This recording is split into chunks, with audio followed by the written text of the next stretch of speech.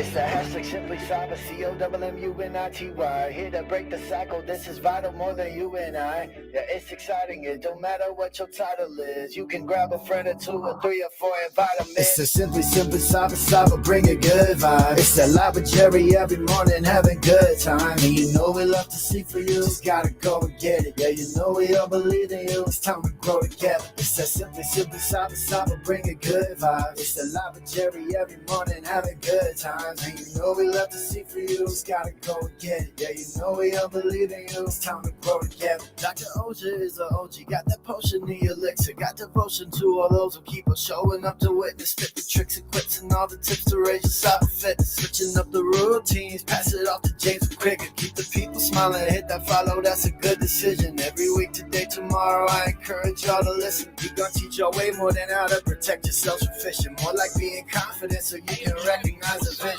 On a mission, it's official. We gon' get through all these issues. Time for jaw jacking, baby. This is more than a tradition, yeah.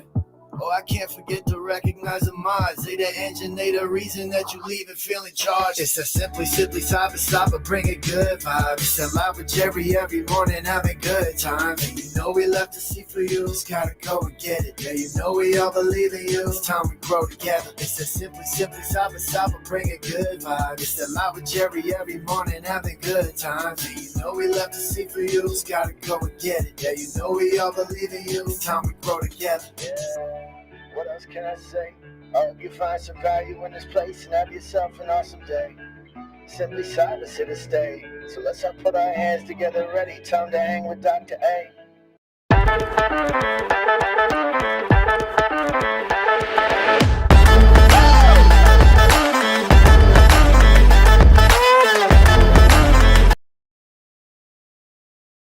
All right, good morning, everybody. Welcome to the party. Today is Tuesday, February 11th, 2025. This is episode 811 of your Simply Cyber Daily Cyber Threat Brief podcast. I am Two Thumbs, All Smiles, your host for the next hour, Dr. Gerald Auger. And over that hour, me, you, Ken Pryor, Carrie Cheesing, Tom Bishop, Toasty Pops, and the Boohoo Kansas City crew, Marcus Kyler of the Yeet crew alongside ZMF, and DJ B-Sec behind the glass, the whole mod team except Kimberly, who's running the errands audio only. Gary Sturgiotta's down in Big Easy. We're all going to be shredding the top cybersecurity news stories of the day. We're going to be ripping apart the top cyber stories of the day. I do feel bad for saying that Toasty Pops Kansas City thing, so please grant me grace. Toasty Pops. We're going to shred the top cybersecurity news stories of the day. I'll be giving my expert opinion and analysis on each of those stories alongside you in chat, you practitioners giving your thoughts. And the entire point of it is for me to data mine the top cyber stories of the day in order to provide value to you as a practitioner to help you learn and level up and continue to deliver excellence at your work, helping drive cyber risk reduction for your business stakeholders, whether you're blue, you're red, or you're part of the GRC mafia.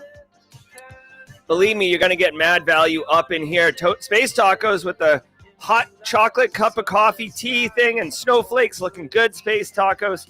Guys, if you are looking to break into the industry, before you close the door thinking that this show is for active practitioners only, believe me when I tell you, the work starts the moment you decide you want to work in cybersecurity.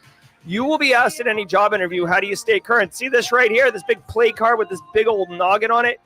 This is a slam dunk answer to that question if you are engaged and paying attention, because you're going to get value. I guarantee you. I don't make a lot of guarantees because there's not a lot of things guaranteed in life, but I guarantee you, if you pay attention, engage, and just do the work, you're going to get value from the stream, and it's going to help you, I promise you.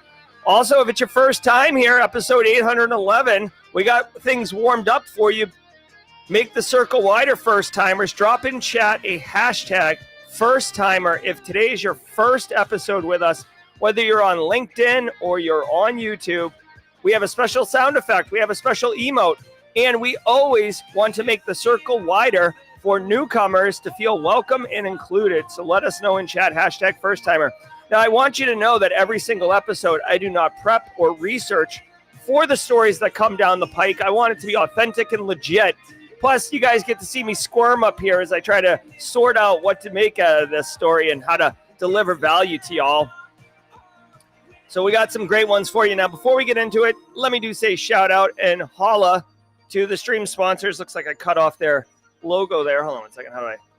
Stream sponsors here at the channel. Starting with Delete Me. Well, actually, it's not a Delete Me week. Excuse me. Threat Locker, Flare, Antisyphon, Barricade, Holler. Let's get 2 ads back to back. We'll smush them together. We'll smash them. And then when we come back, I'm going to tell you how this show can hook you up for CPEs for days. Also, shout out to Adam with his 23 months. Want to see Jerry drink some crank coffee? Well, Adam, thank you so much. And also, we do have the Firewall coffee coming soon, so we'll figure out what's going on. While these ads read, please join me in welcoming Victor Hickman, first-timer to the stream. Welcome, Victor. Welcome to the party, pal. All right, let's do the reads. We'll be right back.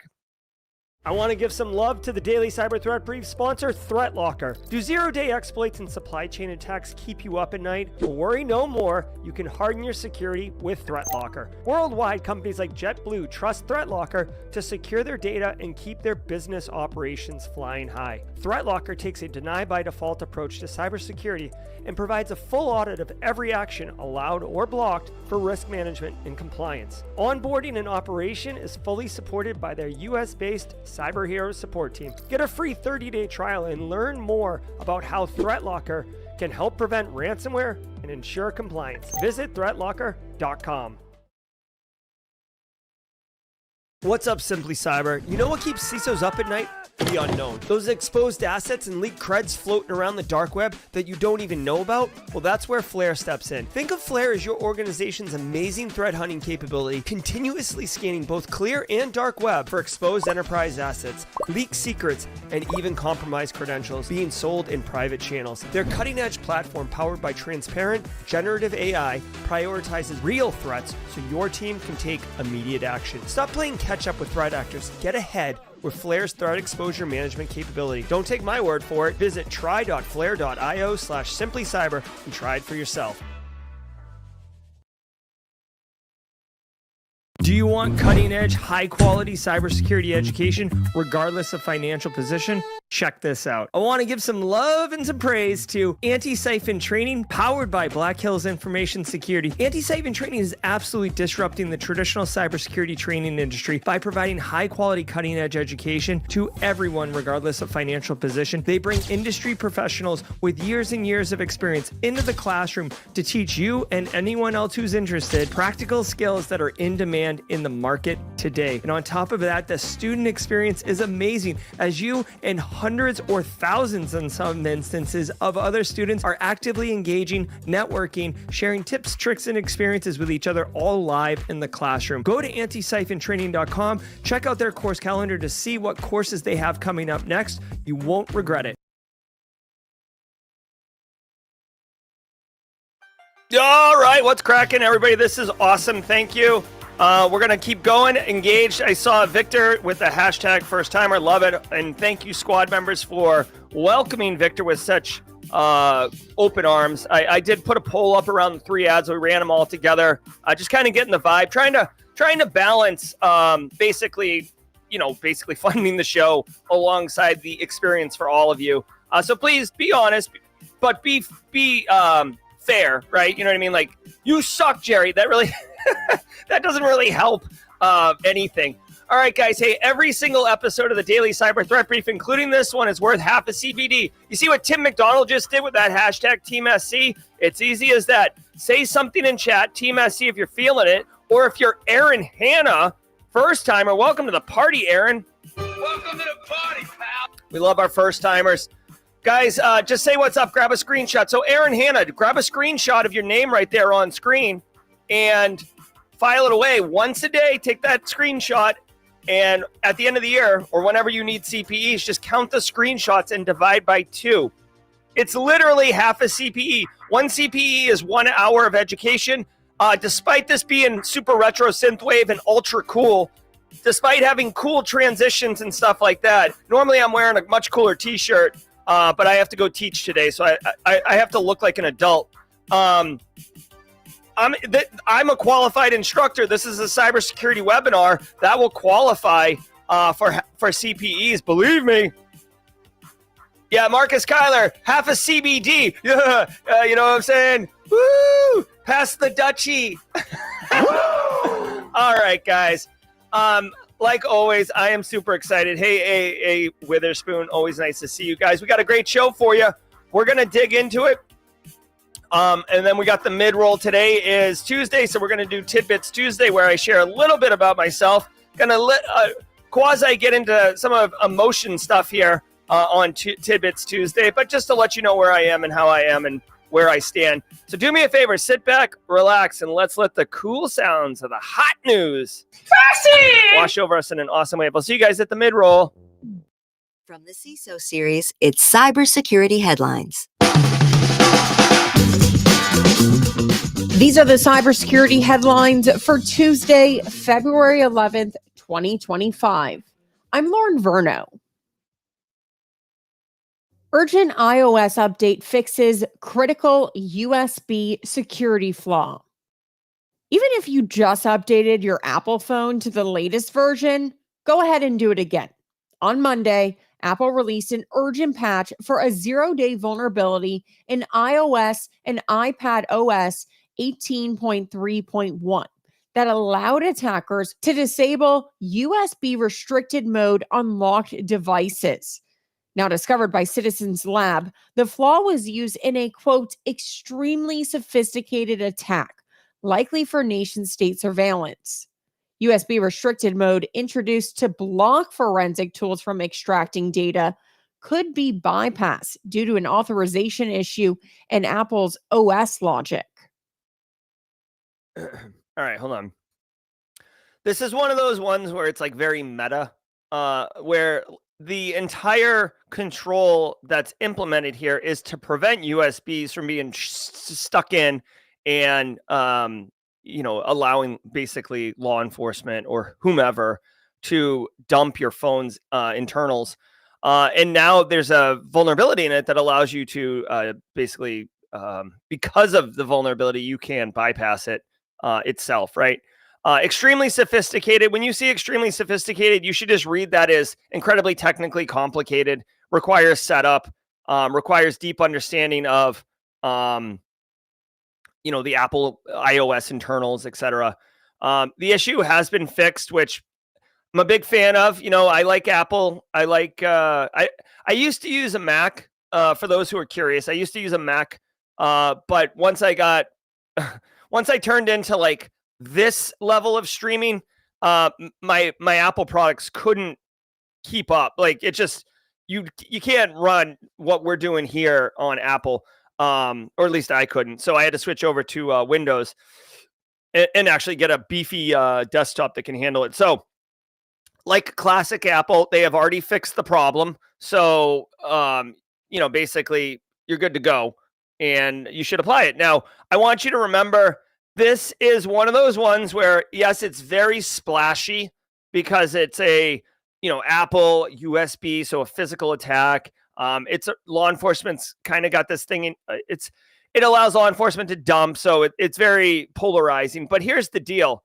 First of all, like, so much has to happen for this. I feel like this story is the lead story simply because it's Apple and it's like people know what a USB is. But like, check this out. Number one, you have to have the technical chops to execute this extremely sophisticated, right? So that already eliminates a bunch of people. Number two, you have to have physical access to this device itself. That eliminates tons of opportunity as well, right? Like remote threat actors, Cambodia, South America, wherever, across the country, they can't do anything. They have to physically get it, right?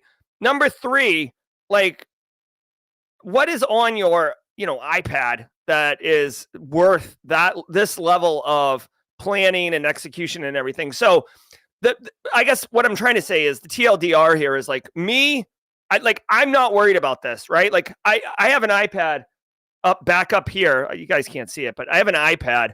Like I'm not shutting the stream down to go run and patch that because it's like, if you do have a, VIP, a lot of executives love running Apple products because it's there's a lot of reasons, but like just trust me, executives like running Apple products. And it is possible that those executives would be more desirable targets of attack.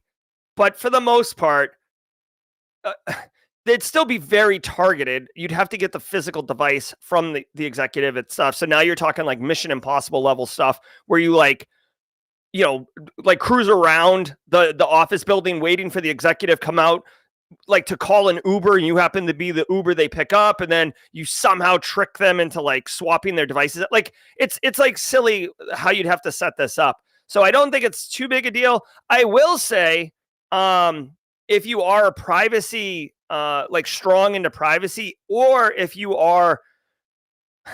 have criminal activity on your Apple or iPad, like I could see this being used in certain cases, to bypass those restrictions for confidentiality reasons. So I don't think this is a big issue. I'm not super worried about it. And the fact is, Apple's already patched it. So, you gotta patch it. CISA officials placed on administrative leave. Now, this is a developing story. Several members of CISA's election security team were placed on administrative leave late last week, primarily those working on misinformation and disinformation efforts. That's according to Cyberscoop. The move follows the Trump administration's pressure to scale back CISA's role in countering election-related falsehoods, despite the agency's past efforts to combat foreign influence and assist local election officials. Former election security lead Kim Wyman warns that shutting down these efforts will hit smaller jurisdictions the hardest, leaving them more vulnerable to misinformation. As of this recording, CISA has not responded to Cyberscoop's request for comment. Okay. So really quickly, this is in alignment with Department of Homeland Security, who is the agency that CISA is housed under. Department of Homeland Security has stated that they're going to increase their focus on border patrol or border security, or immigration type stuff. So this is aligned, right? I mean, here's the deal. Again, like watch me now. Watch me distill something of value that isn't polarizing or anything with this story. All right. When you have a program, okay, so GRC Mafia, come on out. When you have a program, okay, and you basically either take it over or you're building it, but typically what would map here is you're taking over a program. You just got hired as a CISO or something, right? When you look at your program that you have, if your focus is like the internet facing assets or the cloud or whatever, like whatever your focus is going to be, if you need resources, you can't always just go request more resources. Sometimes you've got to reallocate. Sometimes you've got to, make $1 out of 15 cents, right? Tupac. So, this is one of those examples where DHS has said, okay, our focus is going to be over here. They have like several agencies that report up to them. And they are, it's clear they're deprioritizing CISA's mission in order to increase priority on other missions that Department of Homeland Security is charged with doing. So just as a practitioner, be mindful. Sometimes you just can't go to the piggy bank and ask for more money. Oftentimes you're actually told you're going to get a reduction in your budget and you got to make it work. And this is why GRC people get paid that sweet, sweet cash, right?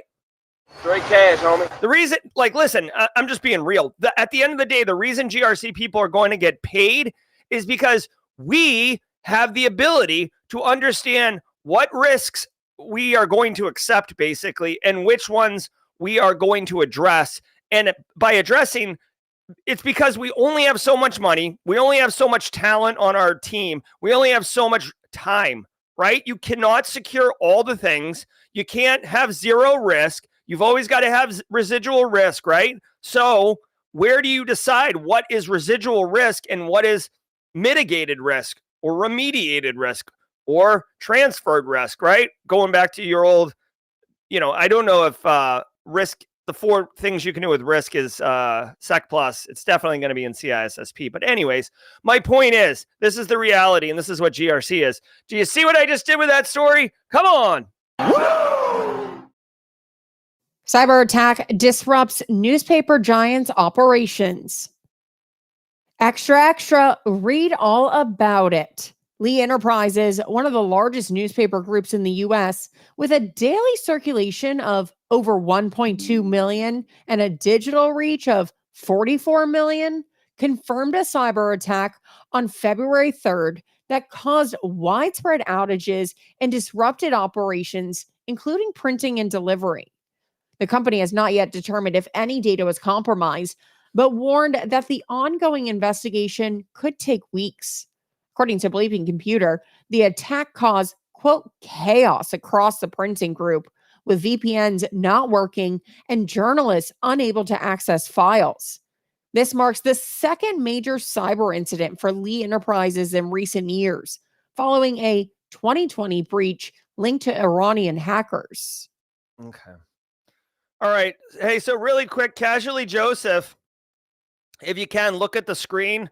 This is called a paper newspaper. Back in the day, we used to actually physically print them out. And then if you're old enough, you may even have been a paper boy or a paper girl in your young age. This is printed media. Gen Z. By the way, really quick, completely off topic. I got introduced to like double videos or something like this yesterday.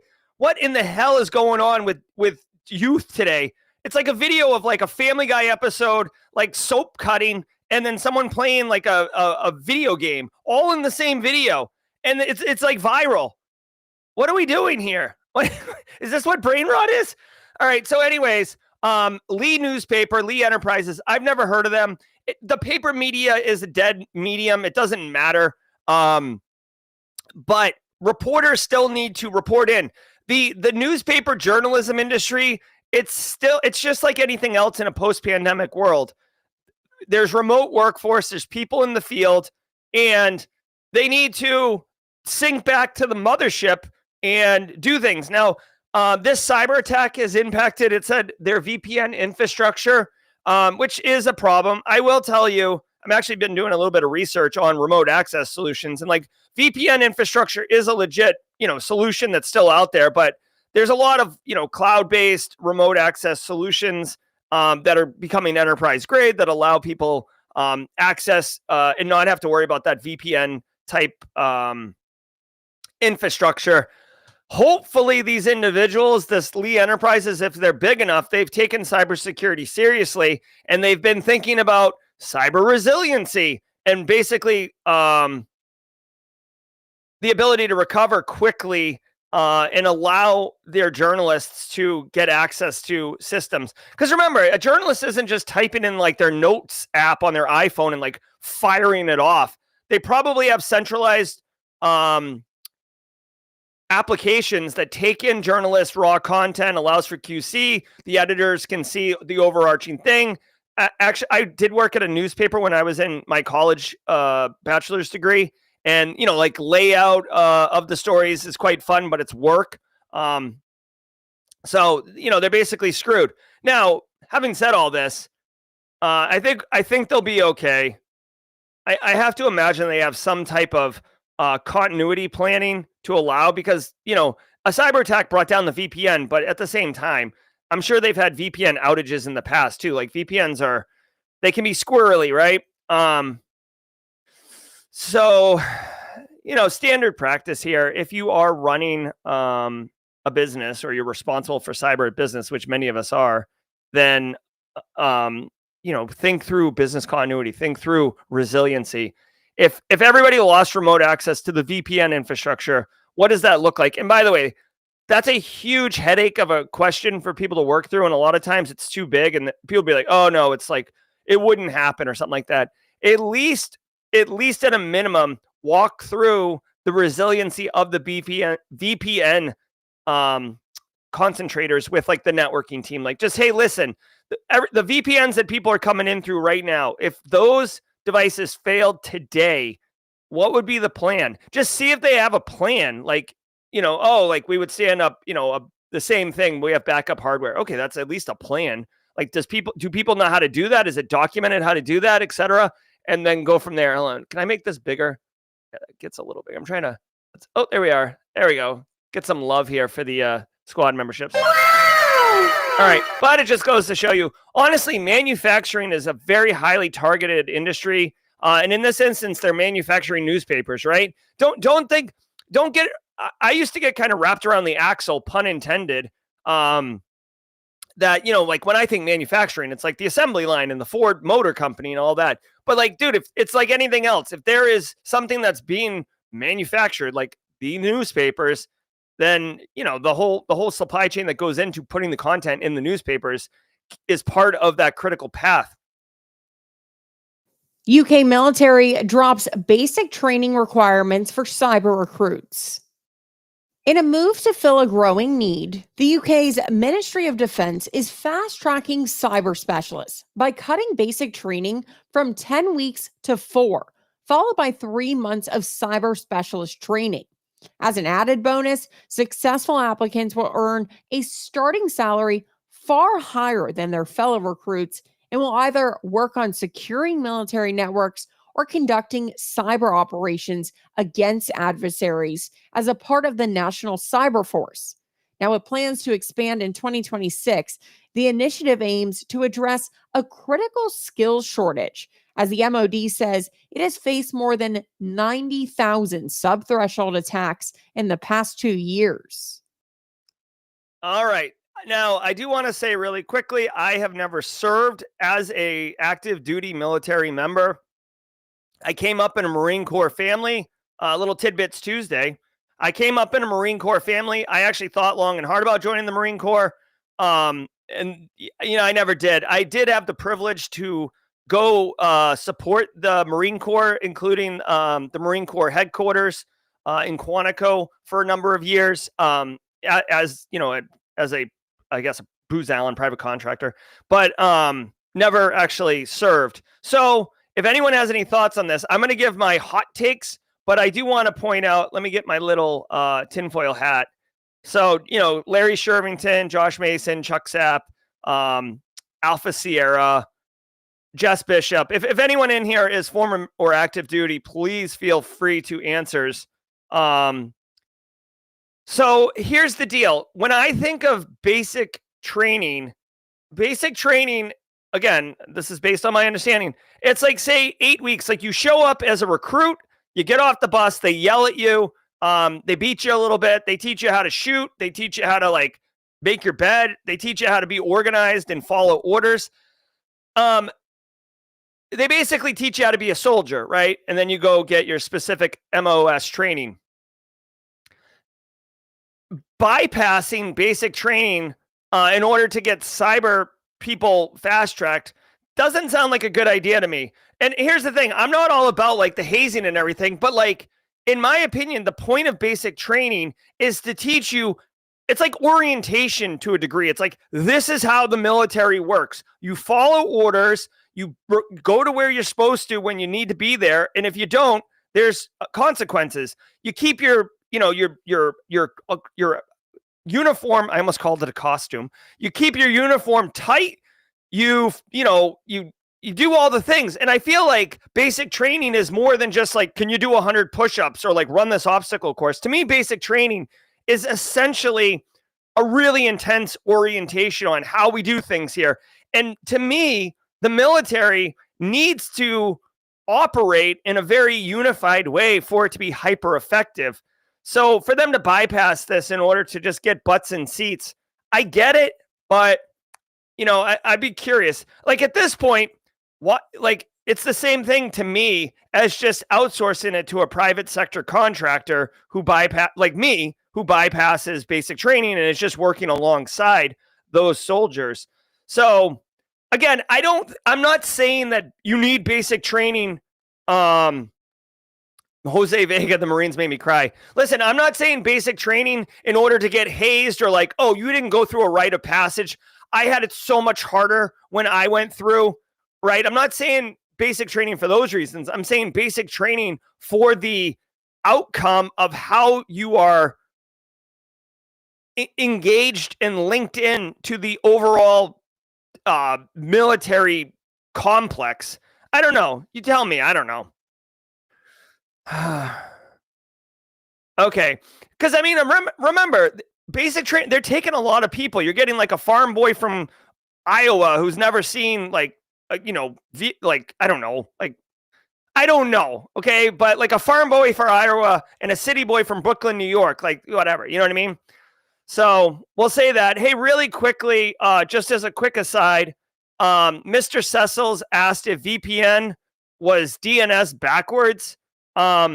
He said that was not a joke. So I do want to just spend a quick minute as a little bonus, the more you know, okay? Because we are here to help people. And I think that's a really quick to everybody in chat.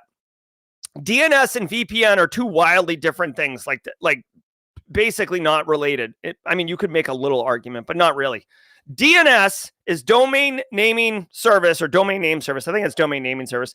But basically, DNS translates an IP address that computers and networks understand to a domain name that humans understand, right? So if I said, Mr. Cecils, you've got to go to simplycyber.io. It is so hot right now. That Hansel's so hot right now. You'd be like, all right, that's cool. Look, simplycybercon.org. That's a domain name. You can go there. But a computer doesn't care about that. Computer's like, 172.16.30.14. That's an IP address, a unique one on the network. If I say, Mr. Cecils, you got to check out this hot site. It's 17.32.4.7. You'd never remember. So, right? So that's DNS. VPN are virtual private networks, and they allow you to encrypt, like having an encrypted connection into a network that is, over the internet, basically. So that's the difference. Yes, VPNs would rely on DNS if they wanted valid certificates from a trusted source. You can use the technologies together, but VPN is not DNS backwards. Okay.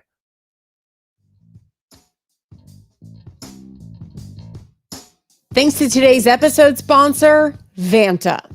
Do you know the status of your compliance controls right now? Like right now?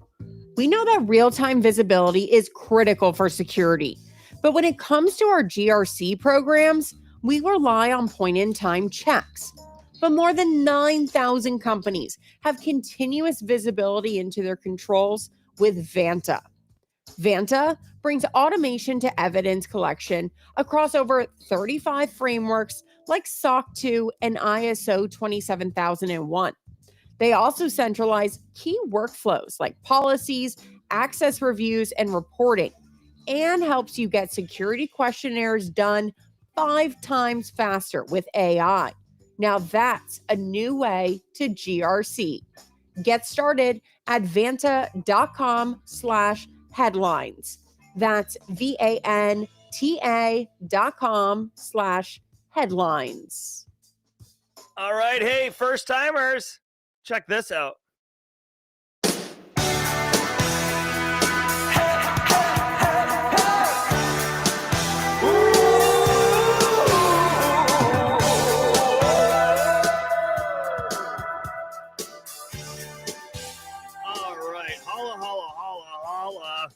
Guys, we're at the mid-roll already. Can you believe it? Thank you. Fastest show on the network. Guys, thank you to the sponsors, ThreatLocker, Antisyphon, and Flare. And by the way, the Flare ad run earlier, you may not have heard of Flare. I really like Flare. I think it's such a cool platform. Guys, I do want to say shout out and thanks to also Barricade Cyber Solutions. Many of you know Eric Taylor. He'll actually be coming up at the top of the hour, 9 a.m. Eastern Time, 8 Central, if you're one of those people, to do jawjacking, which is a 30-minute AMA session. But let me tell you about Barricade Cyber Solution, Eric Taylor's company. Barricade Cyber Solutions is dedicated to helping businesses from cyber attacks and recover from the damage done. Cyber attacks can cause massive issues for businesses and send dedicated, hardworking business owners into turmoil. But you know what? Barricade Cyber Solutions, they know how to mitigate the damage done by cyber incidents. They know how to be digital firefighters and come in with their best in industry intelligence, their proven results 24/7, 365. Right now, you could get on Eric's calendar if you're dealing with ransomware, business email compromise, or more importantly, if you want to get ahead of this and just make initial contact and get things lined up. So in the off chance you have a bad day, you can deploy Eric Taylor like it's a goodwill package in Hunger Games, like whatever, in Hunger Games where you can like send, like sponsor like little, gifts or whatever. And like the contestants get like, I don't know, like a salve to apply to a wound or like some type of like brownie or something. You could do that kind of low key. All right. Thank you, Barricade. Guys, let me tell you, I want to thank all of you for being here. How many we got? 429 of you. Mike Annam, Fred on, Roswell, UK, David P., of course, Alpha Sierra. Thank you all so very much. Jim Lund's in the house, ladies and gentlemen. All right. Couple things. We're going to be at Zero Trust World next week. A whole bunch of us. So if you're there, let's connect. I'm going to try to set up a hashtag Team SC meetup. That'll be fun. Guys, every single day of the week has a special segment, and Tuesday is Tidbits Tuesday, where I share a little bit about myself. Now, oftentimes the Tidbits Tuesday is a silly little thing, like how I hate sour cream, or how casually Joseph absolutely manhandled me in a game of Magic a couple weeks ago. Like literally should have called the police because it was a murder. Today, it's a little bit more on a serious note, but something that is important to me.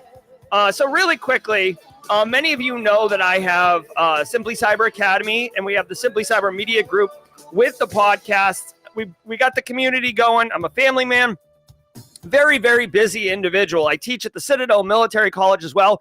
It recently came up, and I'm not looking for retribution. I'm not looking for anyone I don't even really want this individual to identify because there's no reason to dredge this.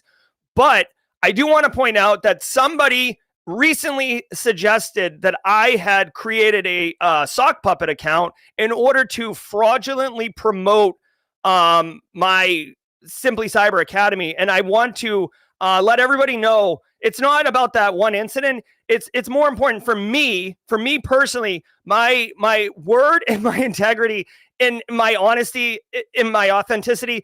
It's incredibly important to me. Like lies are really bad. Like in my house, like if a kid lies, it's real bad. Like we don't do that. I don't have time, frankly, to even create this type of fraudulent activity because I work 7 days a week and I don't even have time for that. But I just want you to know anything that anyone says regarding Simply Cyber, the community, the academy, the courses, if it's coming from me, I said it, and it's my authentic hot take or whatever you want. I will not scam this community, I guess is what it would boil down to. But I just want everyone to know it means a lot to me that we build this thing on a foundation of trust and honesty. And I just, wanted to clear that up. All right. So if you feel that way about integrity, holler in chat. Let us know. Very important to me. Yeah. All right. So let's get our laws on. Let's not dwell on this. But Alpha Sierra drum major, get us ready. Let's get our laws on. Will you call my name? I say la la la la la la la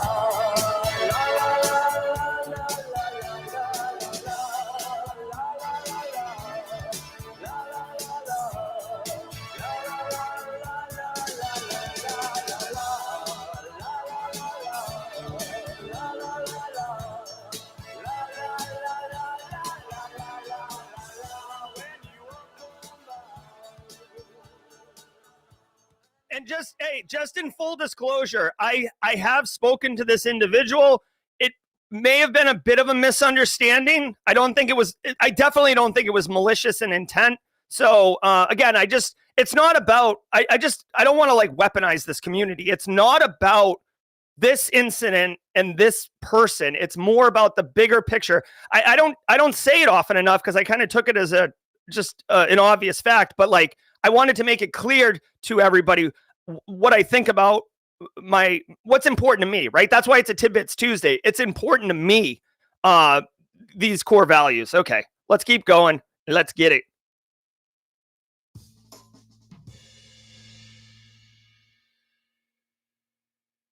Global Sting takes down Phobos ransomware hackers. A global law enforcement operation targeting the Phobos ransomware gang has led to the arrest of 4 European suspects in Thailand and the takedown of 8 bases' dark web sites.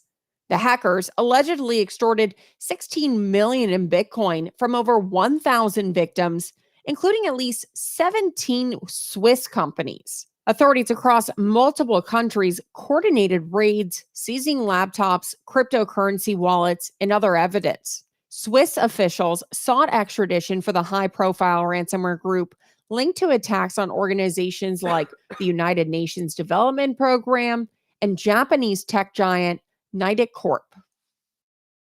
Okay, really quickly, I do want to point out I love this. Phil Stafford watches with his wife sometimes. Simple Minds, Don't You Forget About Me. Triggers. Also, Phil Stafford. Oh, wait, not Phil. Rothnier. Talking about he walks into a store and hears the song. It's so true. We got Zach Hill in chat. IT career questions. All right, so check it out. This is great. Phobos has been a gross ransomware group. 8base has been a gross ransomware group. I didn't realize that they were associated with each other, unless this is like 2 stories that they're smashing together, like Doug Judy and Brooklyn Nine-Nine doing the smashing.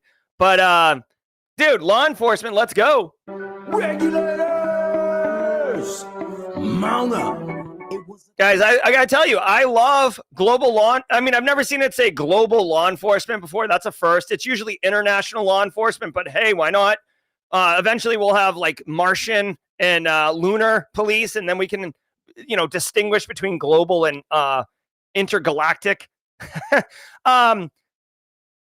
Okay, looks like Thailand is where they're operating out of. I'll just let the people on stream read that in their own mind, because I think there's no way to say this without activating the swear jar. 1,000 victims worldwide, 2 men, 2 women, extorted $16 million worth of Bitcoin, and they were arrested by Swiss authorities who asked the Thai government to extradite them. This is really good. You know what's interesting? I don't know if Thailand is like a hot spot for, so I know people that move to Thailand, and I don't know if it's just because it's nice or because there's reasons there, but Alphabay, excuse me, Alphabay, the dark web marketplace that kind of succeeded Silk Road for like the biggest dark web marketplace around until it got taken down. Oh yeah. Was out of Thailand as well. These guys are operating out of Thailand. So I don't know if there's like some criminal benefit to operating out of Thailand. It was a standard ransomware, group. Yeah, these are 2 different stories. Okay, so Phobos got taken down, and it looks like 8base's dark websites got taken down. Now, I want to point out that Phobos, you're probably not going to see much of, because Phobos, they actually arrested the humans. 8base, they just took down the dark web site. So kind of kneecapping dark web 8base, but not necessarily. It's more of a disruption than it is a takedown. The Phobos one, when they dropped the humans, Sorry, I just read DJ B-Sex DM and he like buffer overflowed my brain. When they arrest the humans, that's kind of like taking the head off of the snake, if you will. But look at this international relationship, dude. Thailand, Romania, Bavaria, Germany, Switzerland, Japan, USA, Europol, Czechia, Spain, France, Belgium, and the United Kingdom. Way to go, world police. I love it. Also, today I learned Bavaria was its own country. I didn't realize that. I hate to sound ignorant, but I didn't realize this was a country, Bavaria. I've heard of Bavarian because of beer, but I thought it was like Germany's old name, or part of the Austria, Germany area. So for those in chat who are Bavarian, I'm sorry for my ignorance. What does this mean for us as practitioners? It just means a win, and put a dash in the W column. We've won a battle. We haven't won the war. Ransomware top groups 2024. Let me just show you this really quickly. This is according to Rapid7, the top threat actor groups in the play right now in 2024. And you can see, unfortunately, this sucks. Okay. So if you're following along on stream visually, the top 10 ransomware threat groups, Phobos, I know you can't really see it. Phobos and 8base do not appear in the top 10 for number of leak site posts. Okay, so if that's how we're measuring them. Yeah, unfortunately. So they took down 2 that aren't even that big. Although I will say, I feel like 8base is bigger than Rapid7's making here. But all right. U.S. hacker sentenced for $37 million in crypto theft. At just 22 years old, Indiana resident Evan Light was sentenced to 20 years in federal prison for hacking an investment holdings company's servers and stealing over $37 million in cryptocurrency. Using a stolen identity of an invested holdings client, Light accessed client data of hundreds of other clients, which he then used to drain 571 accounts and laundered the funds through mixing services and gambling sites. Prosecutors say he previously stole millions more, bringing the total amount stolen to a whopping $80 million. Wow. Meanwhile, I know Justin Gold, J Crypto, aka J Crypto, isn't going to commit crime, but I feel like J Crypto sees this story, and you know that meme of the guy behind the tree who's like, "Oh yeah." Again, I hyperbolic emphasize J Crypto's love for Bitcoin and getting in on that train. I'll tell you what: if you see someone pull up at DEF CON with gull wing doors, step out wearing like a full leather jumpsuit, you know, in Dumb and Dumber, when they get all the money and they have the Lamborghini and stuff. Like, if you see someone do that at DEF CON, it's J Crypto, and he's gone to the moon. Okay, and by the way, thanks everybody in chat for pointing out Bavaria is like a county in Germany. I didn't think it was a country, and I'm glad that we confirmed that.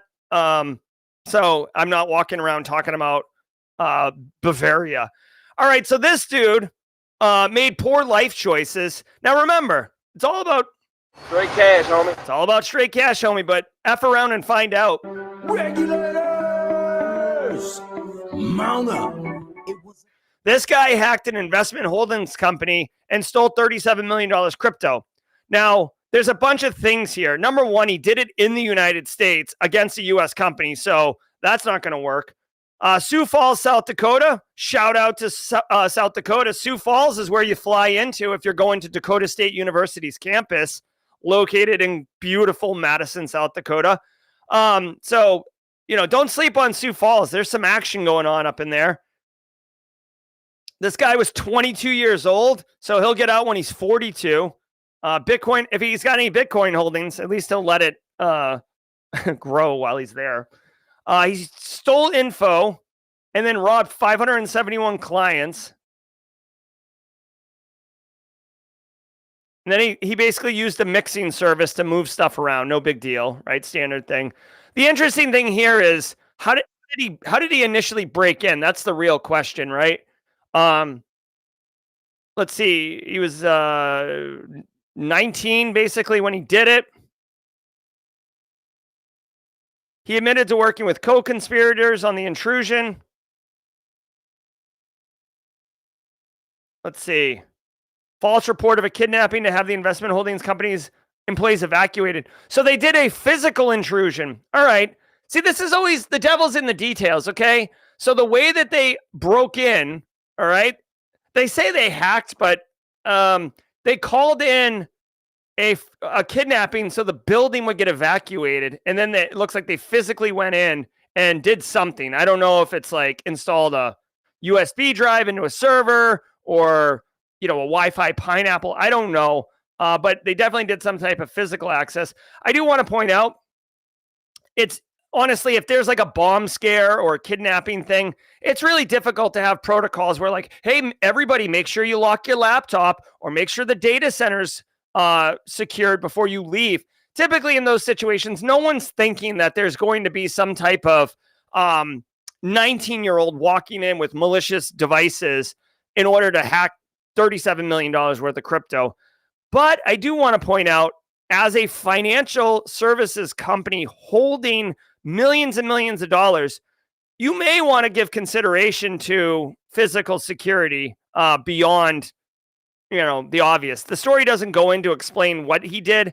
I have to imagine there was some level of technical execution, simply because there's no magic button that you just push and like money exfils from one wallet to another. I mean, I guess there is if you like idiotically like left the computer unlocked, logged into the wallet, and you were able to do that. But yeah, dude, crime doesn't pay. The TLDR for people to learn here is, I mean, obviously these are physical security controls that would have prevented this. If you can, compartmentalization of systems. He said he had co-conspirators, so he probably knew exactly where to go, exactly what computer to infect, exactly, exactly what to do for the shortest amount of time for the optimal outcomes. So, whatever. So let's go. No space tacos. This is not Threat Actor Academy. I'm not teaching you how to hack. Please. Hacker behind SEC X account breach pleads guilty. Speaking of crypto scams, an Alabama man has pleaded guilty to hijacking the SEC's X account in a January 2024 Roswell, UK. The theft looks like it was in 2022. SIM swapping attack, enabling a fake Bitcoin ETF approval post that briefly sent Bitcoin's prices soaring. The man behind the attack, Eric Council, used a fraudulent ID to take over the SEC's phone number, reset the X account password, and grant access to co-conspirators who paid him $50,000 in Bitcoin. He now faces up to 5 years in prison, with sentencing set for May. All right. Hey, really quickly, Jeremy Fontenaut, squad members, holler. I came in like a wrecking ball. He started his cyber job yesterday, CMMC work. Jeremy, guys, and again, I'm not trying to be like, oh, I told you. But like many others, I'm telling you, CMMC work's going to start exploding. GRC Mafia, holler. Like CMMC is going to be hot, hot, hot. That Hansel's so hot right now. All right, so check this out. SIM attacks is a thing, SIM swapping, if you will. This is a well-established attack technique where, if you go to the AT&T or Verizon or wherever, or Boost Mobile or whatever you're doing, in order to switch your phone, they take your SIM card out and they swap it into a new phone. Well, if you're a threat actor, you can go in and be like, hi, I'm the real Eric Taylor. I would like you to switch my phone to my new phone. My phone fell in a toilet. I don't even have my old phone. So please put my thing here. And they're like, you're not Eric Taylor. And I'm like, I am Eric Taylor. Would you like me to go smoke some brisket and prove it? And they're like, no, your brisket's good. You're good here. And they're like, yeah, I don't believe you. I've seen picture of Eric Taylor. Then I'd be like, okay, here's $20,000. Now just do the SIM swap. And they're like, okay. So that's like, those are like two types of attacks on how this initiates. One is faking who you are to socially engineer the technician, or two is just straight up involving them in the crime and paying them off. And I'm not dunking on people who work at these stores as associates, but if you make, let's just say, $60,000 a year working at an AT&T store, if someone comes up and says, I'll give you $40,000 or $30,000, I'll give you 6 months salary, 0 taxes, cash right now if you do this. And all you got to do is tell your boss that I proved that I was the real Eric Taylor. A lot of people are going to do that. So that's how this happens. Now, I also want to point out, again, for those who are following along and wanting to learn,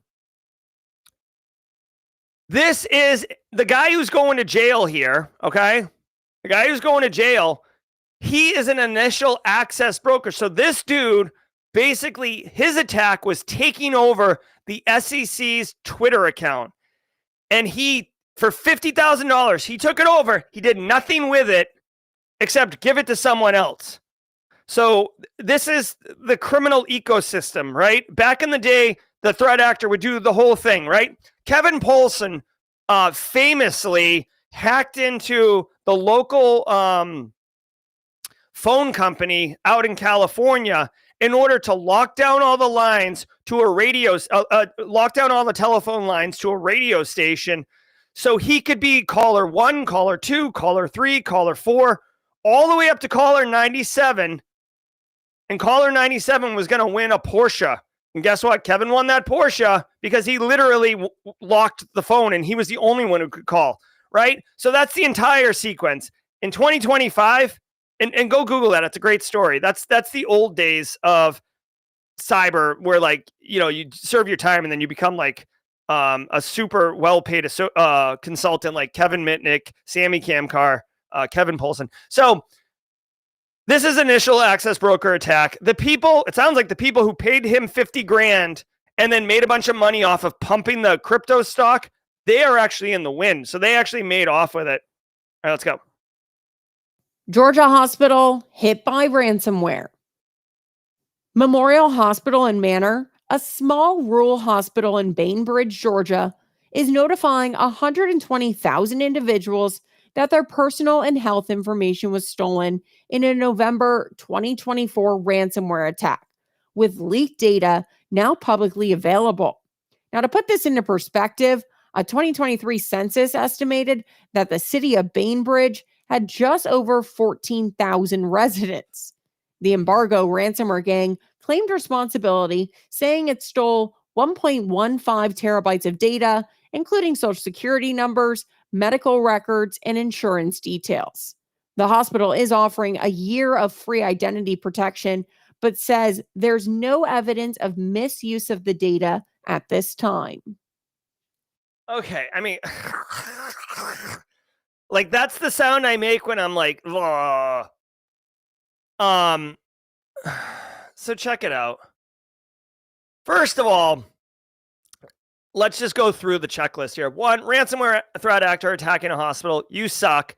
But definitely international. Some international operators don't care about hitting healthcare, especially healthcare in the United States, because, you know, they don't care. Second of all, only 120,000 people. That's not that many in the grand scheme of ransomware threat actors, but it is a small rural hospital. I worked in healthcare for a number of years. Small rural hospitals are often very understaffed, very under-resourced, and they're for a rural community. So those citizens desperately depend on that, those rural hospitals. Okay, so it really sucks for that. I don't want any hospital to get hit with ransomware, but this sucks. Now, remember, ransomware can manifest in a couple different ways or all of the ways. But data exfil is one, and they can leave the systems up and running, or they can encrypt the systems and basically make them unusable, or they can do both, or occasionally with the triple extortion, they'll do denial of service. But let's just put that over on the side. This one sounds like they did both. They encrypted the systems and they did data exfil. And you can see staff have to revert to pen and paper to record patient information. This is obviously going to cause problems. Pen and paper is slow. Pen and paper might get, input back into the system once the system's up and running incorrectly. We're talking about what medicines you gave somebody, what symptoms they're presenting when they walk in. What medicines are they allergic to? You can't look that up. So there's a lot of unfortunate impact to this. Quick shout out to the Maine Attorney General. They're always in the house. I love Maine Attorney General's office. They always let us know about stuff like this. Apparently, we wouldn't even have known about this story had Maine not jumped into the chat. Love it, love it, love it. The small rural hospital, which probably doesn't have the money to even do this, is offering 1 year of identity theft protection, which sucks even more because, most of us already have several years of identity theft protection operating concurrently. This hospital is probably funded. let me actually, can we look this up? Hold on. Hold on. Memorial Hospital and Manor, Bainbridge. I don't know if this will be revenue. I don't know if this will be possible to get, but like, can we look this up? All right, they have audit compensation benefit reports, so you could see who's getting paid what and everything like that. I'm not going to dig into this right now, but I mean, this is clearly designed for public scrutiny and transparency. I will tell you, like hot take. I'm guessing, right? I bet you if you look at this, they are not making a lot of money, and like their operating costs versus their revenue intake is probably pretty close. They probably have some profit. But it's more probably to help with reinvest back in. So anyways, that's the deal with that. Again, if you work in healthcare, you should absolutely be aware that you are a top target for threat actors, especially ransomware. Please have backup solutions operating. Please do tabletop exercises. Brandon Poole dropped some tabletop exercise resources in the Discord yesterday. I encourage you to go look those up. Fleetus also dropped some content in the general channel on Discord yesterday. If you don't know what the Discord is, I'll do an exclamation point Discord in chat right now. Come join us over there. There's work being done. There's value being added. That is going to do it for today's stream, guys. Don't go anywhere, okay? Because hold on. You know what that sound means. We've reached 9 o'clock. Now, as I promised you, we are going to be doing jaw jacking, which is awesome. It's a 30-minute AMA session where today, because I have to go teach, Eric Taylor volunteers on Tuesdays to answer all your questions. Again, he's got lots and lots of industry experience. He is Chief Forensics Officer at Barricade Cyber Solutions. The whole team is here. The community is here. So lots of answers, lots of help. It's all about community and service.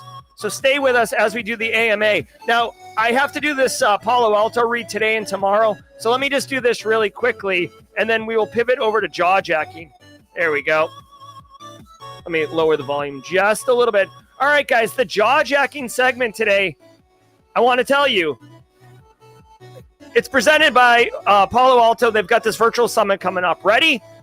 Hey, Team SE, tired of playing catch-up with threats? Get ahead of the game by attending Symphony 2025, a virtual summit by Palo Alto Networks, the sponsor of jaw jacking. You'll join industry giants like founder and CTO of Palo Alto, Nir Zook, and the Unit 42 team to see how Cortex Precision AI is revolutioning SecOps and real-time cloud security. You'll also get exclusive access to Unit 42's 2025 IR report, hands-on demos of AI-native SOC transformation, and technical deep dives that you can't find anywhere else. From cloud blind spots to alert fatigue, they're tackling the problems that keep you up at night. And guys, listen to this. The best part, my favorite part, this event is absolutely free. There is no cost to take advantage of this. Don't miss this chance to level up your security game. You can reserve your free spot now. I'm going to drop a link in chat and pin it. Oh, there's also a link in the description. Palo Alto Symphony event free, and it is at simplycyber.io/Palo Alto, which is a redirect that I made to make it easy for everybody. All right, there we go. All right, guys, I'm Jerry from Simply Cyber. This has been the Daily Cyber Threat Brief, episode 811. Stay tuned for jaw jacking. See ya! Ever wonder what it takes to break into cybersecurity? Join us every weekday for Jaw Jacking, where industry experts answer your burning questions about the cybersecurity field. Live, unfiltered, and totally free. Let's level up together. It's time for some jaw jacking.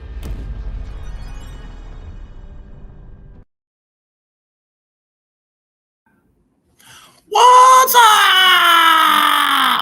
What's going on, everybody? Hope y'all are doing well on this Tuesday, Friday, the 11th. It has definitely been a WTF year so far, but hope everybody is doing well. If you're new to this and you don't know what to do, put Q with a colon, and your questions. That way I can easily be able to find it. As you can tell, I am definitely in a remote situation today. So I don't have my normal setup and being able to, quickly find things. So trying to make it easier for me to help you by doing that. I did love the comments that were coming in about making brisket for YubiKeys, right? Call it Yubi token or a yummy token. That was freaking cool. What's up, Fleetus?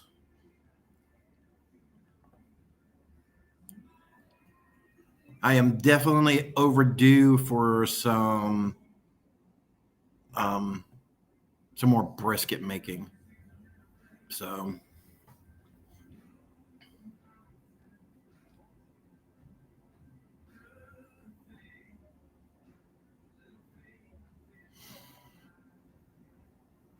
I seen that it was not covered on today's story. Did y'all see? While I'm waiting on question, I see one question coming in, but let me post this. This will come over as Jerry. Again, I'm behind the glass, so this will come over as Jerry. But I just posted my LinkedIn post where 8base dark web site was taken down. There at first I didn't see the. Sorry, getting pinged by one of my vendors. I didn't see any of the arrest records, so I'm like, oh great, they're just going to pop back up. But there are actually 3 or 4 people that were actually arrested. There are some videos of the arrest and pictures. I didn't post those up, so I don't know. Team Brisket, yes. Let's see. Let me go back to that question. So Paul Smith asked, what do you think about Elon Musk taking over the U.S. Treasury Department and a 20-year-old having access to the computers? All right, so that is heavily a political topic. However, the one thing I will say, because we're not supposed to get political here, but if the stories are true that I'm hearing where the youngsters are using some crazy algorithm of like grepping and filtering and things of that nature, using some of their own analytics to quickly find a bunch of stuff, then it makes me feel really good about the generation coming up, that they have the skill sets to be able to pull a lot of this stuff off. Am I allowed to say that? I'm not sure if I'm allowed to say that on this platform, so I'll hold off. But it's incredible to see what some of the talent that the kids are able to pull off, right? So if you just look at it from a technological standpoint of some of the stuff they're finding and everything, it's pretty impressive, especially how fast they're finding it, right? Because even me, auditing my books is a pain in the butt. Like I'm going line by line. I mean, again, we're a small business. We don't need the high end, algorithm to go through and try to find all this crazy stuff. So, it's not a pain for us to do it. But when you're dealing with metrics of, so much data inside of an ERP or whatever, so it makes me feel better about some of the technology, some of the capabilities of the younger generation coming up to be able to do some pretty cool stuff. I will say it that way. But anything else would be heavily political and against the rules of the forum. But I would definitely talk about it to ad nauseum if it wasn't on this platform. Nice background. Let me see if I can do this. All right. Come with me. As you can tell, you're on a laptop. This is very unusual. But yeah, this is just, a background, right? So we're going to go outside for a second. The sun is kind of blinding, so you may get washed out. So we're going to try this, but this is probably not going to work. Woo, that's bright. And I can't see my screen. So I'm not sure if y'all could see the very lovely view in my room today. On the other window over there, I've got the skyline for Miami. So sorry for all the jittering. Again, you're on a laptop. It's not like I got a something that can be able to easily put up and stabilize or anything like that. So, but yeah, the background is pretty cool. I like it. But yeah, we're using this as our meeting room and stuff like that. So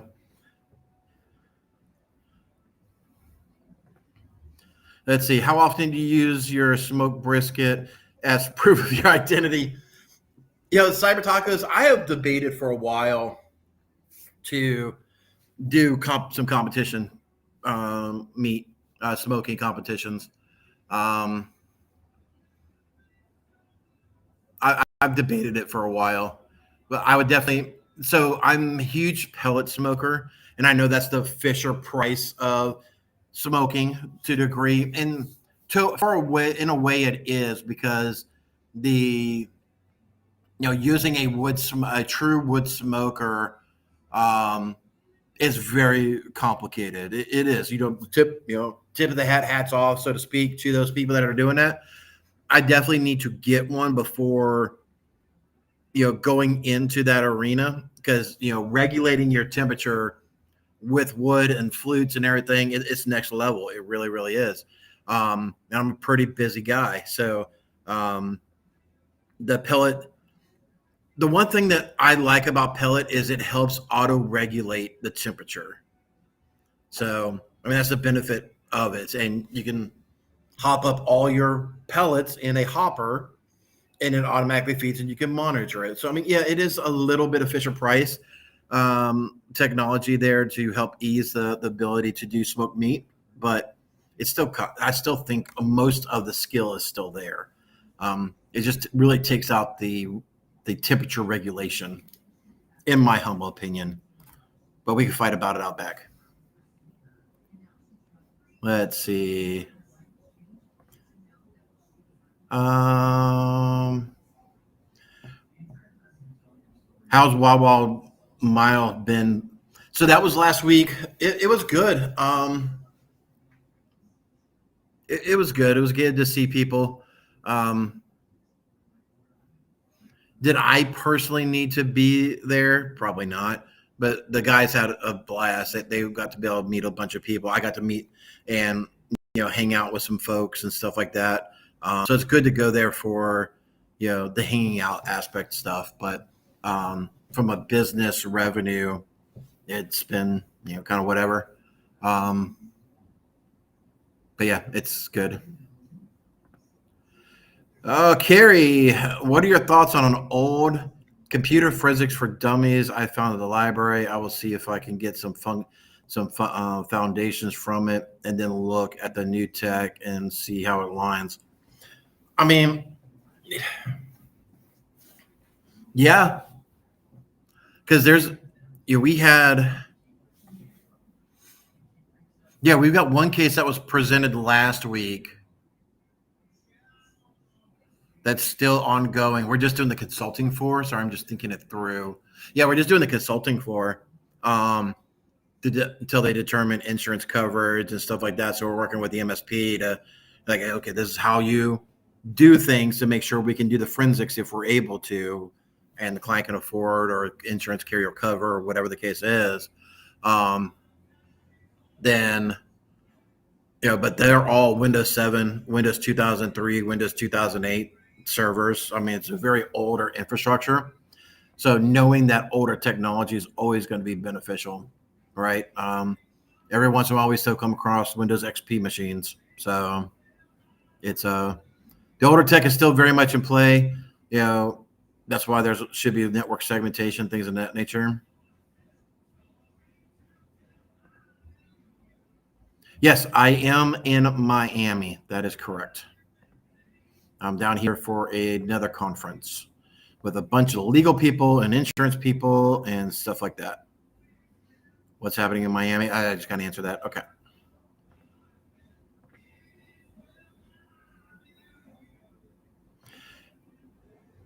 Are you heading to IT Expo in Fort Lauderdale? No, I'm not. I am not. To be honest with you, I stay out of the IT MSP conferences, right? This is going to sound bad, but they're not my cup of tea anymore. right? Again, this is going to sound so freaking bad, but I'm not trying to say they're beneath me by any means, but they kind of are from a topic standpoint, right? I mean, it'd be good to go to build friendships and relationships and stuff like that, but the talks that are there I would fall asleep. I'm like, this is to me so 20 years ago, right? And it's more for people getting into the industries and trying to advance their career. There's a lot of people that should be there and things like that nature, but for someone like us to attend, maybe it's something that we sponsor and help educate or something like that, kind of like what we do with Simply Cyber. But from an attendee standpoint, you might as well just put me in a cot in the back. Will you be attending ZTW next week? Zero Trust World? No.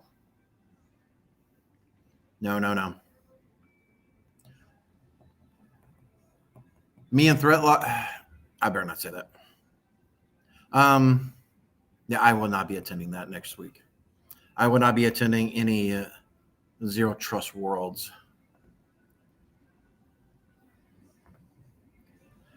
Does it matter where you get your MBA from, for example, WGU, or you think it matters in cyber more of a future CISA role if you have a BS in cyber? Yeah.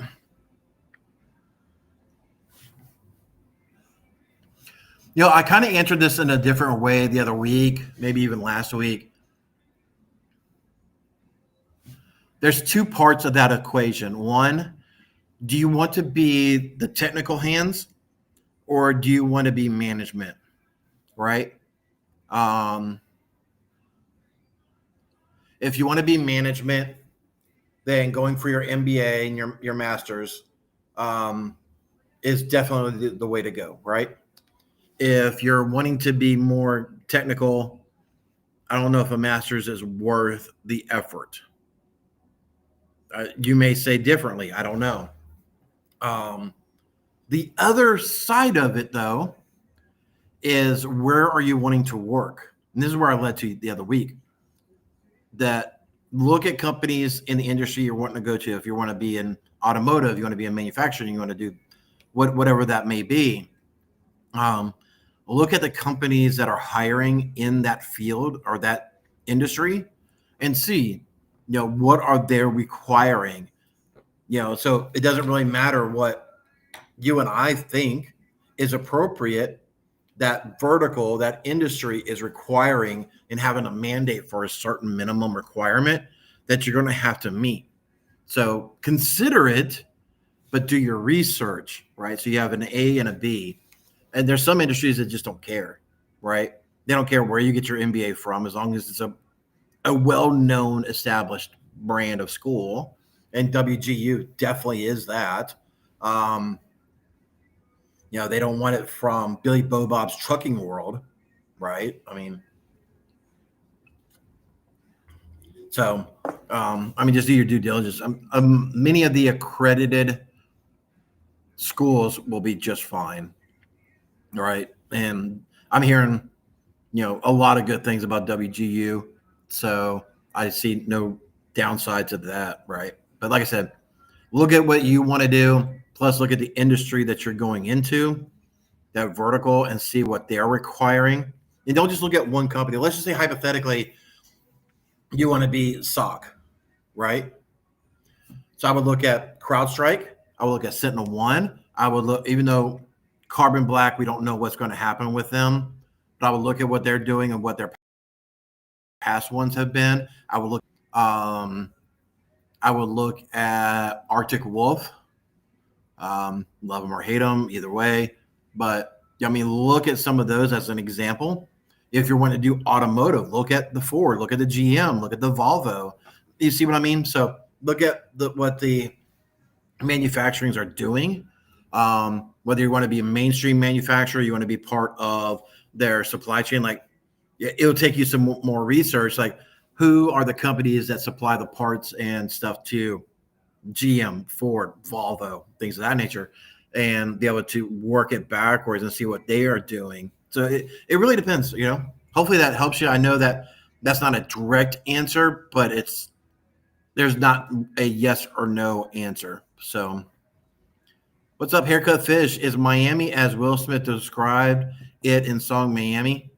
There's a lot of Spanish speaking folks down here. I'll tell you that much.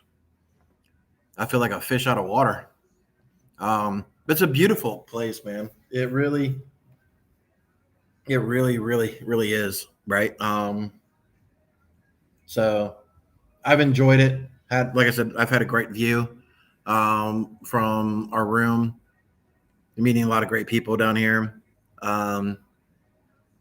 Forming potential new DFIR partnerships and stuff like that. Man, I'm running out of coffee. But at least I brought a Sprite. All right. So, yeah, I mean, it's a good place. Definitely, if you haven't been to Miami, we're right on Miami Beach. Definitely check it out, especially this time of the year. It's, you know, I'm fat. If you've seen me, I'm a big fatty. And I'm actually wearing a suit. You know, my suit jacket's over here. So, I mean, dress pants, dress shirt, jacket. And it's not too hot for even my fat behind. So this is a good time of the year to get down to Miami. Be able to enjoy a lot of the sun without, you know, feeling like you're going to turn into a bowl of pudding. So if you have that flexibility, do it. Question: as a newbie in cyber, hello newbie, who has zero luck finding a position in LinkedIn Masters Plus? It is helpful to attend those. As a newbie, who's had zero luck finding a position in LinkedIn? So this is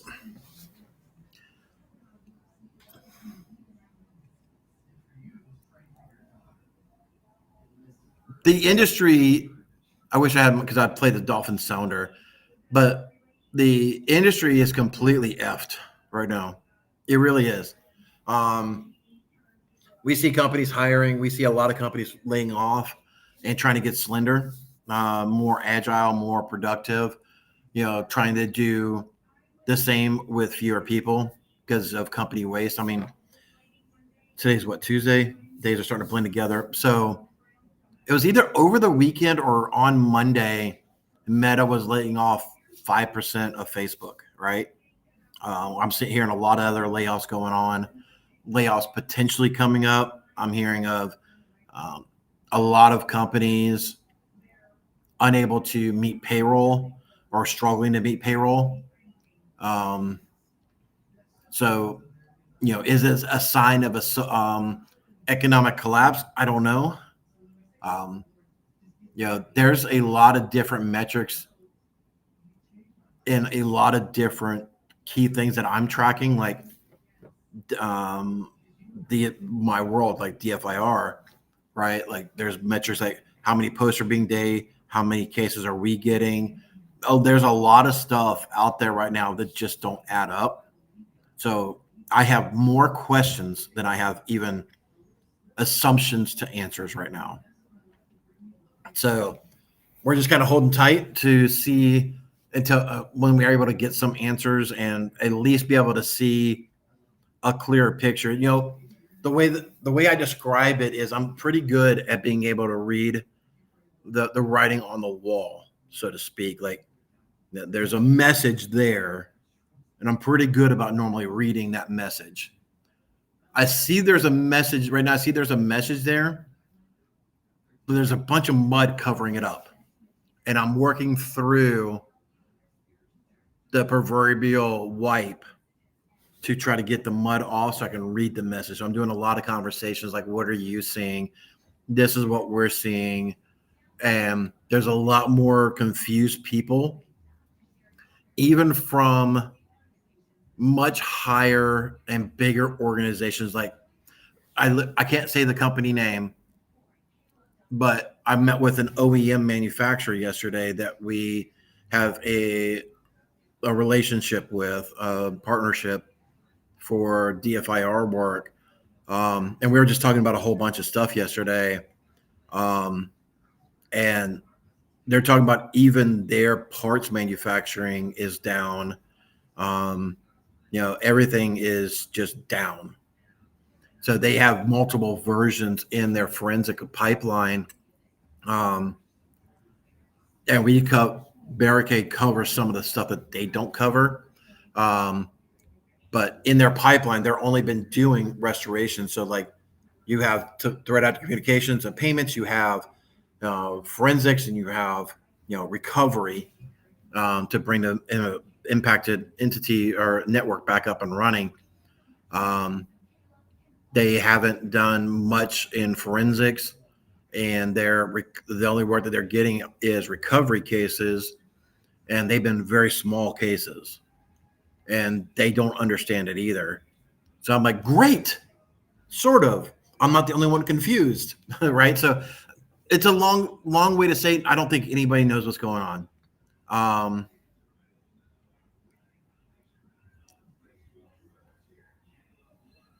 I don't know, DJ. So DJ BSEC said in the background, I would say the demand for the positions are there. The appetite to pay for FTE, full-time engineer or full-time employee, is not. I think more businesses, based off of the conversations I've been having here, more businesses are like me. They're a little scared about the metrics because they don't make sense. Granted, we've been talking about it for a while. And like I mentioned last week, John Strand had a very good point that, companies are putting jobs out there. Excuse me, I'm going to pop this Sprite because my throat is getting dry. I promise it's not a beer. It's a Sprite. So, excuse me. That they're looking for that perfect employee, to a team member to bring on. I 1,000% agree with that mindset. He spoke it very, very well. Finding the right person to fit the role. Companies are being very patient for that diamond in the rough. But on the flip side, there's a lot of companies who,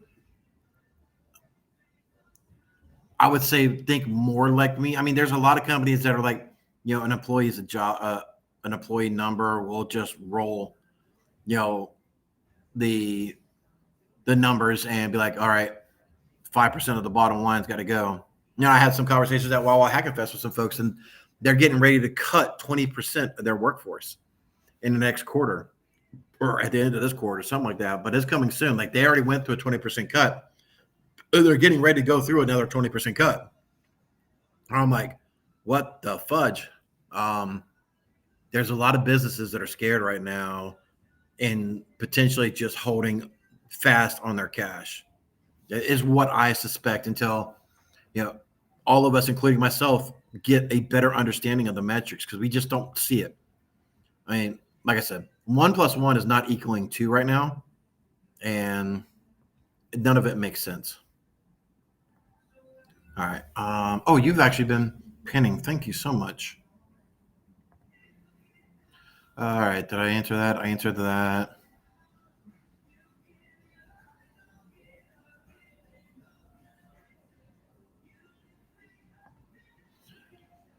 I heard years ago that real hackers don't attend any conference. Is that true?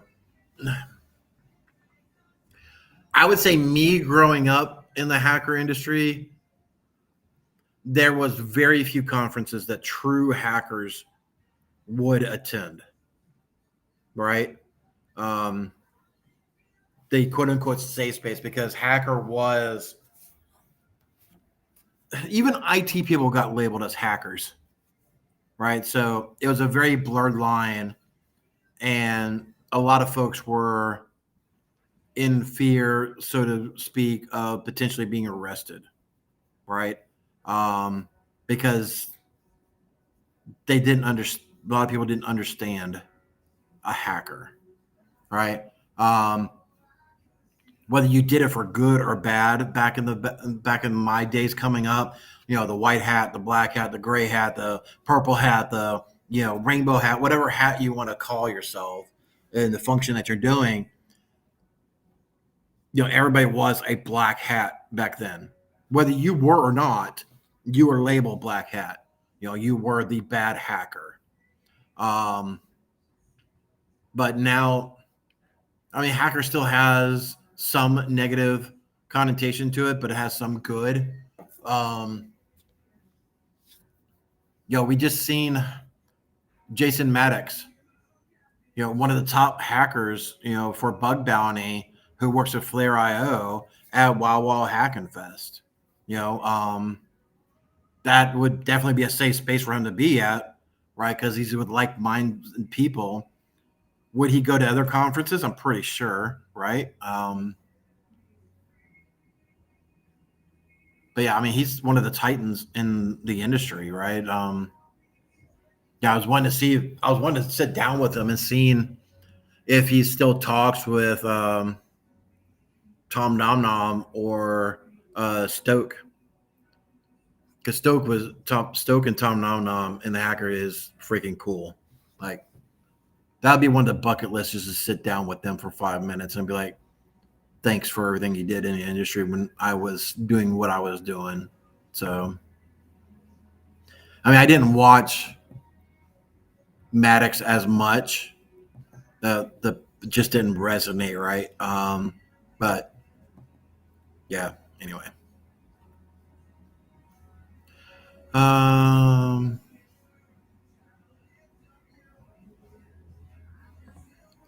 What is a standard encryption old Windows OS use, and if so, what type? You know what? When you say old, I'm thinking of XP and 7. And if memory serves me right, it is RSA. Now I'm second guessing myself. Shane, I'm going to look that up, and I will get that answer to you by next week. I want to say RSA, but it could be SHA or SHA 256 maybe. I'm seriously second guessing myself, but I will find that answer out for you, Shane. Please come back next week. I'll put that on my homework list. Advanced degrees are not always required for C-level roles. Experience in the industry and real-world experience matter a whole lot. Yeah, so like DJ Bisek just went and got his CC or CISSP. You don't need a degree for that. That is the one of the industry standards for proving, one, you've been in the industry long enough and your chops, right, to at least be able to pass that test. So yeah, again, it really depends on the vertical you're going, because some places they're going to look at a CISSP and be like, we don't care. It's not a SAN certificate. It's not a Harvard degree or Yale or whatever. This is kind of fictitious a little bit, but you got to really figure out where you're going and what that vertical requires. But I would agree with you that a lot of the certifications are a direct one-to-one correlation to some degree of a degree.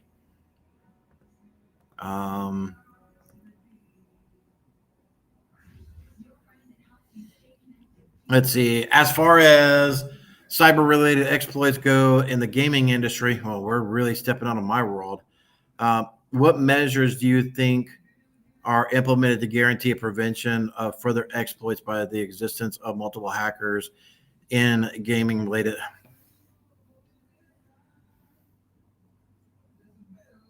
So there is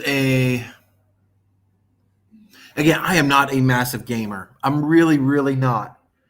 But I've seen in our threat intel feeds, like we see some games, I think it's by Blizzard or something, but they put like the anti-cheat program in to see if like there's, hacking apps and stuff like that to help level you up in the gaming industry. You've always got wares where you're able to download a DLL and the cracked EXE and run, that stuff. I would just say, making sure. Let me make sure. Exploits by. To be honest with you, that's just. It's up to the game manufacturer. I think they're doing the best that they can, but I'm a major component. If man made it, man will break it. We'll go back to the hackers, right?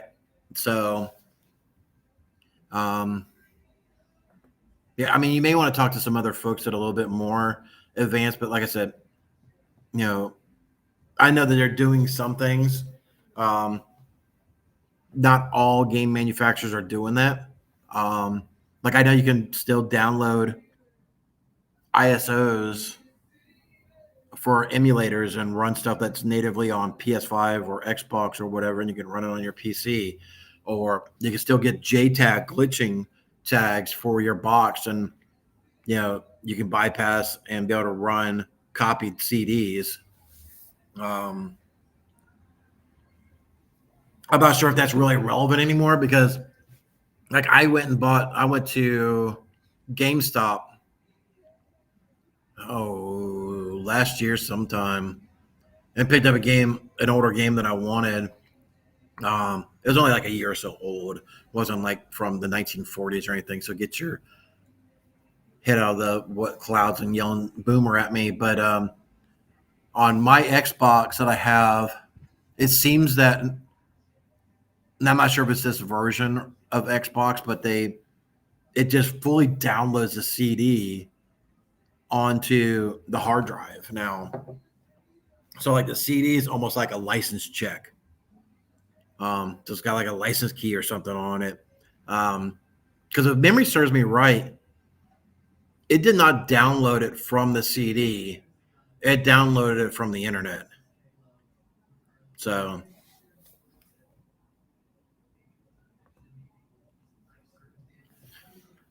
if offered a new job in this market, would you take it? Are you asking me? No, I'm an owner of the business. People depend on me operating this business. I mean, if you're asking in general, like if I was in your shoes and was offered a new job, would you take it? If it furthered my career, right? The other side of it right now, especially because you said this market, the one thing you need to consider, a lot of businesses will operate. All right, thank you so much, DJ BSEC. Really appreciate your efforts today. A lot of organizations will be like last hire, first fire, aka tenure. So if you're new into the organization, you're potentially getting ready to be let go. But if you're a new high level person, you're in a management position type of thing, I don't think that would really apply. I could be wrong, right? I mean, you're kind of rolling the dice, but if you're, excuse me, that's a lot of soul searching that I'd have to do, right? So, all right. DJ BSEC is no longer behind the glass. Let me scroll down here to the end. All right, man. See you later. Have a good one.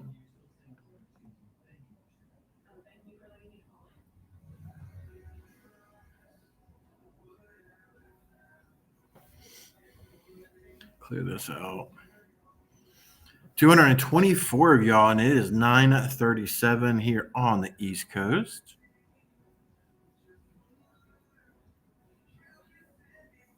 I'm not sure why I said that. Oh, yeah. Really, Kakao? I am so far behind on my podcast.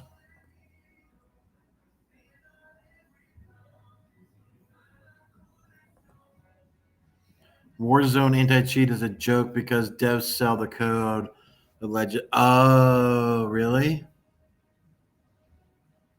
Why does that not surprise me? Yes, Joseph, I think so. Going back to the old OS, I believe that's right. Again, I gotta look it up.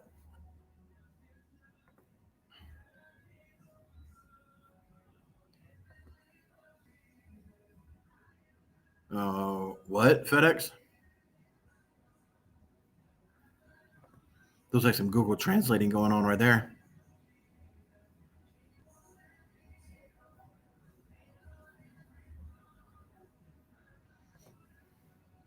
Space Talkers, have you ever had to work on more than one incident at a time, at the same time? If so, how many? Space Talkers, yes.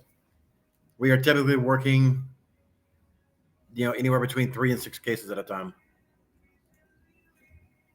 All right, so being able to multitask in this industry is very important. And being able to document it because you're jumping from case to case. So being able to pick up back where you left off because you had notes there, building out a timeline or whatever the case is very, very important.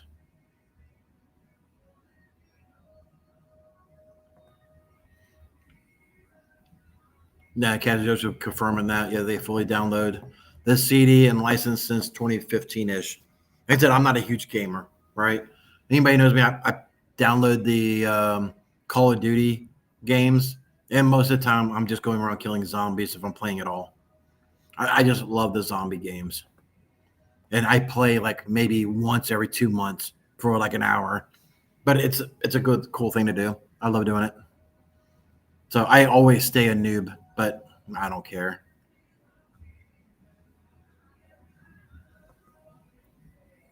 I am very late. Well, welcome anyway.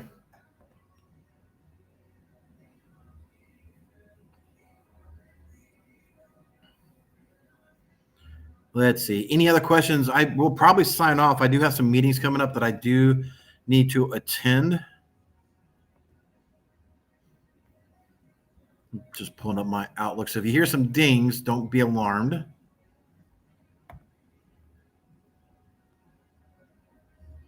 Yep, I do have one coming up that I need to prep for.